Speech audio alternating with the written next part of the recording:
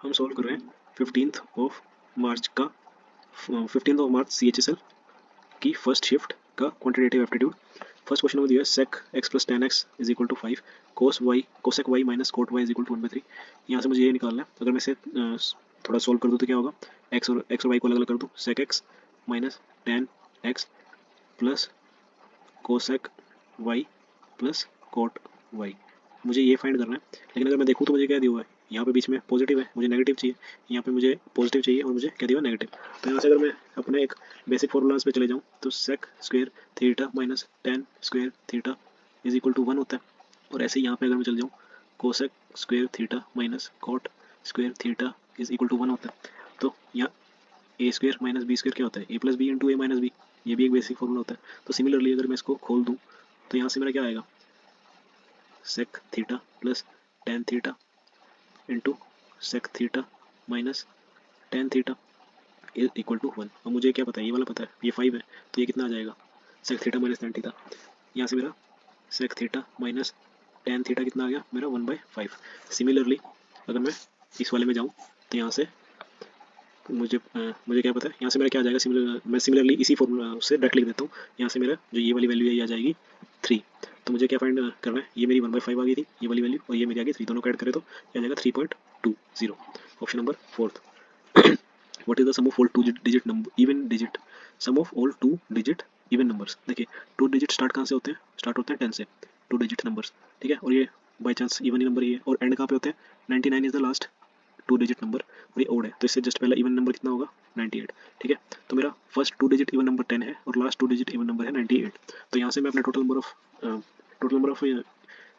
Total numbers निकाल लूँगा, total number कितने हैं। तो A N is equal to A plus N minus one into D वाले फॉर्मूले से ए एन मेरा 98, यहाँ से माइनस ए कितना है 10 is equal to n minus one, और डी कितना हो जाएगा मेरा, क्योंकि इवन है, हर दूसरी वैल्यू इवन होगी तो डिवाइड बाई 2 कितना हो जाएगा 88/2 44 is equal to n minus one, यहाँ से एन कितना हो गया मेरा 45। तो मेरी टोटल वैल्यूज कितनी होंगी 45। अब मुझे इनका सम निकालना है। तो सम वाला फॉर्मूला क्या होता है, S n is equal to n n/2 into A plus last value, last number, first number plus last number. तो n कितना है मेरा 45/2, फर्स्ट नंबर कितना था मेरा 10, लास्ट नंबर 98, कितना हो जाएगा 108। तो यहाँ से ये कितना हो जाएगा 54 इंटू 45 निकालना, 45 4 से कितना होता है 180, 45 5 से कितना है 225 प्लस 18, 5 8 13 4 और 243 और 0 लास्ट पहले था, ये मेरा आंसर आ जाएगा इसका। नेक्स्ट क्वेश्चन, मुझे 6 आर्टिकल्स दिए हुए, उनके कॉस्ट प्राइस दिए हुए हैं और प्रॉफिट दिया हुआ है, JKLM में पी है। तो मुझे बताना है स्टेटमेंट्स में से सही है कि गलत है। फर्स्ट रेड वाली मेरी CP है और ब्लू वाली मेरी प्रॉफिट है। Combined cost price of J and K, combined cost price of J and K कितना हो जाएगा 600 और 500 1100 होगा 1200 is 100% more than the combined profit of L&M का प्रॉफिट कितना हो जाएगा 250 और 600, ये इसका इज 100% मोर, मतलब ये इससे 600 ज़्यादा है, तो ये 100% ही है, पहले वाला सही है। नेक्स्ट क्वेश्चन, नेक्स्ट स्टेटमेंट क्या है इसकी, the ratio of combined profit of NNP, combined, इसको हटा देता हूँ, the ratio of combined profit of NNP profit मेरा ब्लू वाला है, to combined cost price of K&M, ये कितना हो जाएगा 550 MNP का सॉरी गलत था, NNP ये कितना है 500, to cost price of K&M, cost price of K&M ये कितना है, ये देखिए यहाँ से तो पता ही लग रहा है क्योंकि ये छोटी वैल्यू है और ये इससे काफ़ी ज़्यादा जा रही है, तो पहली 500 रेशियो मेरा समथिंग कुछ बड़ी वैल्यू आएगी, तो ये 2:1 तो डेफिनेटली नहीं होगी, 500 से तो वैसे ही बड़ी दिख रही है, 550 तो एक ही है इसमें, उसमें भी ये 1000 ही हो गया वैसे, ये 1:2 है, लेकिन ये सेकंड वाला गलत हो गया मेरा, क्योंकि मुझे 2:1 बोला था, तो ऑप्शन नंबर 1 ही मेरा सही हाल है। If an article sold at 9/10 of its usual price 20% of profit would be made if the profit percent which would have been made on the selling price if it is on usual price। देखिए एक article है वो 9, ये उसकी मतलब उसकी जो selling price है वो 10 है, लेकिन उसने 9 पे बेचा है, तो उसे 20% ये SP 1 हो गया, ये SP 2 हो गया, 9 पे बेचा है, लेकिन अभी 9 पे बेचने के बाद भी उसे कितने का प्रॉफिट हो गया, उसे 20% का प्रॉफिट हो गया, मतलब 5 की चीज़ जो थी वो 6 में बेच दी है 9 पे बेचने के बाद भी। तो यहाँ से मैं इसको सोल्व कर लेता हूँ, कितना आएगा 60, ये जाएगा 54 और यह जाएगा 45, मतलब जो मेरी इसकी कॉस्ट प्राइस थी 45 थी, यूजुअली वो 60 का बेचता था, और अब उसने 54 का बेचा है, तब भी उसे 20% का प्रॉफिट ही हो गया। ये मेरी एक इक्वेशन बन गई। उसने मेरे से पूछा what would have been made it on selling price. अगर उसने सेलिंग प्राइस पे बेचा होता तो उसका प्रॉफिट कितना होता, मतलब सेलिंग प्राइस जो उसका यूजुअली वो 60 है, 60 पे बेचा होता तो प्रॉफिट कितना होता। ये मेरा सीपी है, तो 15 का प्रॉफिट होता 45 पे, जो कि है 1/3 यानी 33.33% का प्रॉफिट होता। Next question, what is the value of, अगर मैं इसे ओपन करूँ तो क्या हो जाएगा, देखिए ए स्क्वायर माइनस बी स्क्वायर का फॉर्मूला है, तो पहले ए plus B into A minus B हो जाएगा। ये कितना हो जाएगा, ट्वाइस ऑफ ए इंटू यहाँ से ये माइनस यानी ट्वाइस ऑफ बी अपॉन में ए बी। ए से ए गया, बी से बी गया, आंसर क्या है 4, option number 3। Next question, a sum of money is to be divided among p q r in ratio this if p gets, p q r के बीच में divide करना है, इनका इस रेशियो में डिवाइड करना है। if p gets 1500 more than r, जो p है उसको r से, r ये है मेरा 4, यूनिट्स में कितना ज़्यादा है 3, लेकिन वैल्यू में कितना ज़्यादा है 1500, तो यहाँ से मेरा क्या आ जाएगा 500 वैल्यू आ जाएगी एक यूनिट की, यानी ये मेरा कितना है 3500, ये कितना है 4500, और ये कितना है 2000। Then find the difference between the share of P and Q. P and Q मतलब ये वाला और ये वाला, इसके बीच में कितना डिफरेंस है 1000 का, 4500 माइनस 3500 1000। नेक्स्ट क्वेश्चन, एक बार ग्राफ दिया है मुझे और total marks scored in history for 2016, history 2016 orange वाला is what percent of the total marks scored in civics for both the years. ये 100 है, 100 पे 40 का हो रहा है तो 40% ही हुआ, ये option number 4। 24 equal hemispheres, hemisphere बोला 24 equal hemisphere are melted to form a right circular cylinder, radius दिया हुआ है, find the radius of each hemisphere. Hemisphere का वॉल्यूम क्या होता है 2/3 पाई आर क्यूब, और ऐसे 24 हेमिस्फेयर को मेल्ट किया और एक सिलेंडर बनाया जिसका रेडियस है 12 और हाइट है 24।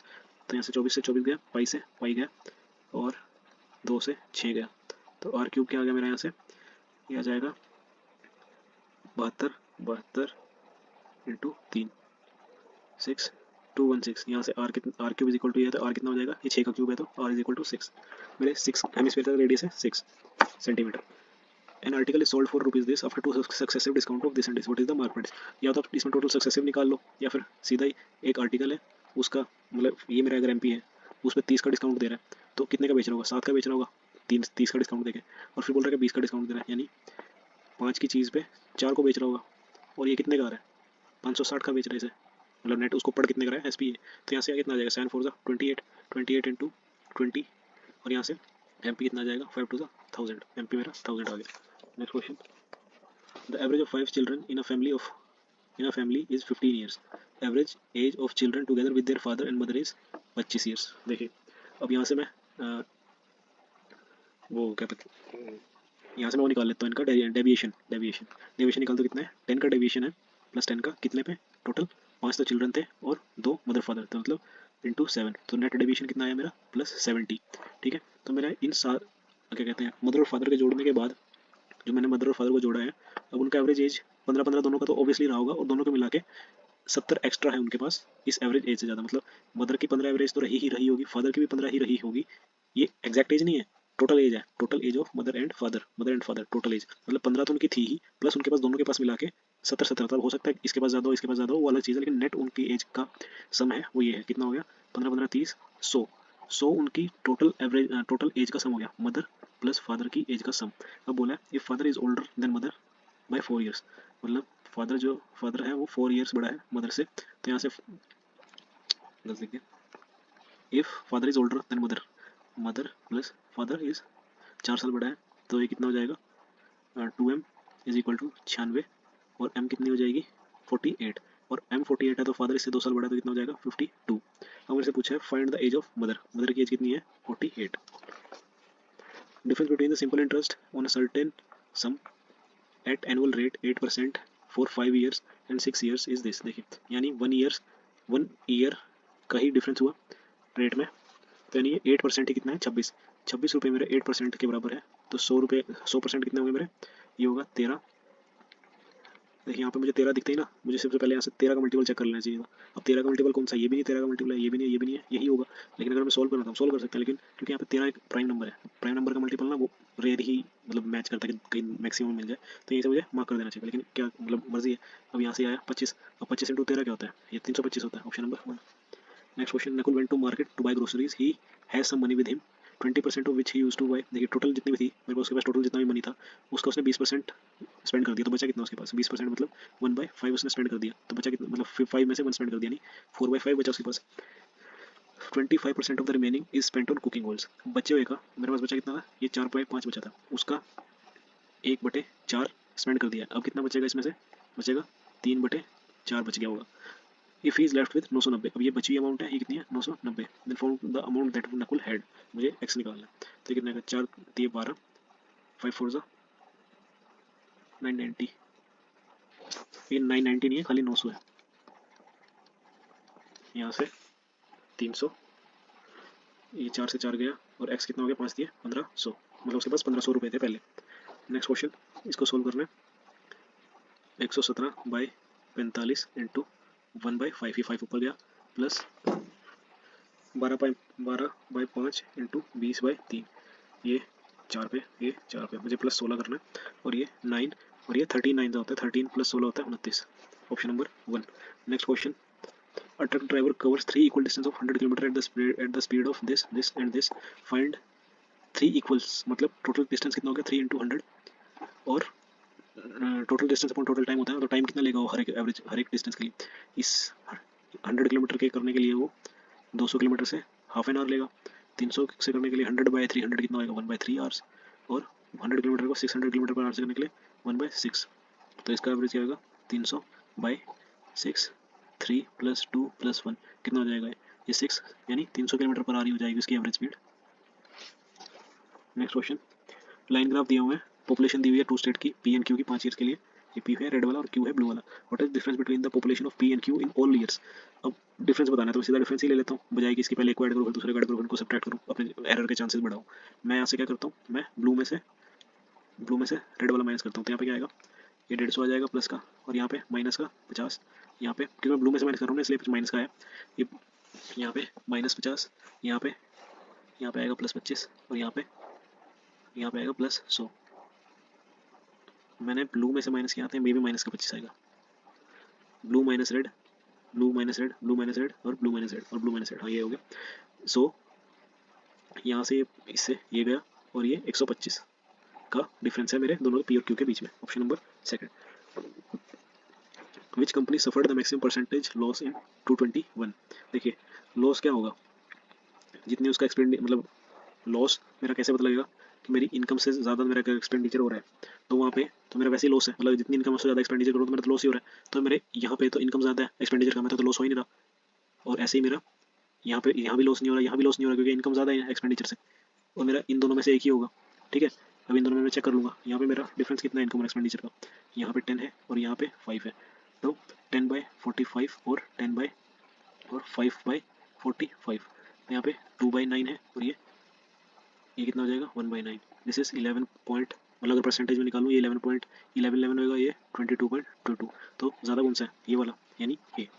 Next question, Rahul alone can complete the work in 10 days, Sonu alone can complete in 15 if they work together for 4 days, what part of the work is left। देखिए यहाँ पे एरर, सिली मिस्टेक का chance बन जाता है, ये work is left पूछा और कई बार हम गलती से लगा देते हैं, कितना उन्होंने मिलकर कर दिया 4 दिन में। राहुल है, सोनू है, ये 10 दिन में करता है, ये 15 दिन में करता है, टोटल काम कितना हो जाएगा 30, ये इसकी एफिशिएंसी 3 होगी, इसकी एफिशिएंसी 2 होगी, तो दोनों की एफिशिएंसी मिला के कितनी हो जाएगी 5, वो 4 दिन काम करेंगे तो कितनी हो जाएगी 20 काम को कर देंगे, बचेगा कितना, टोटल 30 था, 20 कर दिए, 10 बचे, कितने में से 30 में से, तो क्या फ्रैक्शन बटा 1/3। What is the value of, देखिए यहाँ पे क्या कहते हैं, इस तरीके के क्वेश्चन में ना कई बार क्या होता है कि ऑप्शन सारे सेम होते हैं लेकिन उनमें डेसिमल का फर्क होता है सिर्फ, तो अगर इस तरीके के क्वेश्चन में डेसिमल का फर्क है ना, तो हमें नंबर पे ध्यान देना नहीं चाहिए, सीधा डेसिमल को एक बार बैलेंस करके आंसर मार्क कर देना चाहिए, क्योंकि मल्टीप्लाई डिवाइड करने में टाइम लगता है, लेकिन यहाँ पे आंसर अलग है तो सोल्व करना पड़ेगा, और सोल्व करते मुझे दिख रहा है कि ये क्या बना हुआ ऊपर a³ + b³ है, और नीचे क्या लिखा हुआ है a² + b² - ab, तो यहाँ से अगर मैं सही से लिखूँ तो ऊपर क्या a³ + b³ क्या होता है, a + b into a² + b² - ab, और नीचे क्या है, नीचे तो a² + b² - ab पहले से ही है, तो ये कट जाएगा, बचेगा क्या a + b, a कितना है मेरा 0.91, b कितना है 0.091, तो आंसर क्या आ जाएगा मेरे दोनों को ऐड करने पे, आंसर मेरा आ जाएगा 1। Next question, cos a + b = 90, sin a - b = 90। देखिए cos की वैल्यू 0 कब होती है 90 पे, तो यानी a + b कितने हैं 90, और sin की वैल्यू 90 कब होती है, sin की वैल्यू 0 कब होती है 0 पे, तो a - b अगर 0 है तो यहाँ से एक बात पता चली कि a = b, तो यानी कि a भी 45 है, b भी 45 है, क्योंकि दोनों मिला के 90 मिल रहा है और a भी दोनों बराबर है, तो दोनों 45 के हो गए। Next question, if square of product of 3 side of a triangle is this, मतलब मेरे एक ट्रायंगल है उसकी 3 साइड है a b c, उसका अगर मैं स्क्वायर करूँ तो वो है 10 24, ठीक है, तो ABC क्या होगा, ये 32 का स्क्वायर है तो ये 32 हो जाएगा। अब मुझसे बताया पूछा एंड द एरिया ऑफ इस सर्कम सर्कल का एरिया दिया हुआ है। सर्कम सर्कल कुछ नहीं, एक सर्कल है। सर्कम सर्कल एक सर्कल होता है जो एक ट्रायंगल के एजेस को जोड़ के ऐसे बना होता है। ठीक है, तो मुझे यहाँ पे 16 पाई उसका एरिया दिया हुआ है, पाई आर स्क्वायर। पाई से पाई गया, आर क्या आया मेरा यहाँ से, आर आ गया मेरा 4। अब मुझसे पूछा what is the area of the given triangle. अब मेरे पास एक फॉर्मूला होता है सर्कम सर्कल के रेडियस का, उसको आर लिखते हैं, वो कहता है ए बी सी अपॉन में 4 ऑफ एरिया। ये मेरा सर्कम सर्कल के रेडियस का फॉर्मूला होता है। ए बी सी मुझे क्या मिला है 32, रेडियस मुझे पता है यहाँ से क्या है 4, और मैं से निकाल लूँगा रेडियस है 4, ए बी सी का मल्टीप्लीकेशन है 32 और 4 इंटू एरिया। यहाँ से एरिया क्या आएगा मेरा, एरिया इज इक्वल टू 32/16 यानी 2। एरिया मेरा आ जाएगा इस सर्कल का 2। इस ये एरिया है मेरे ट्रायंगल का, ट्रायंगल का एरिया 2 स्क्वायर यूनिट्स आ जाएगा मेरा। 3 sides of a triangle are 7, 9 and 8, what is the area of the triangle. अब यहाँ पे क्योंकि सीधा अगर जैसे ट्रिपलेट के बारे में पता हो तो ये तो दिख ही रहा है कि यहाँ पे ये ट्रिपलेट फॉर्म नहीं कर रहे, तो मुझे स्केलर ट्रायंगल के फॉर्मूले से एरिया निकालना पड़ेगा। सबसे पहले सेमी पेरीमीटर निकालना पड़ेगा। सेमी पेरीमीटर क्या होता है, सारे तीनों साइड का सम डिवाइड बाय 2, तो 7 और 8 15 और 9 24, 15 और 9 24 बाय 2 कितना हो जाएगा 12।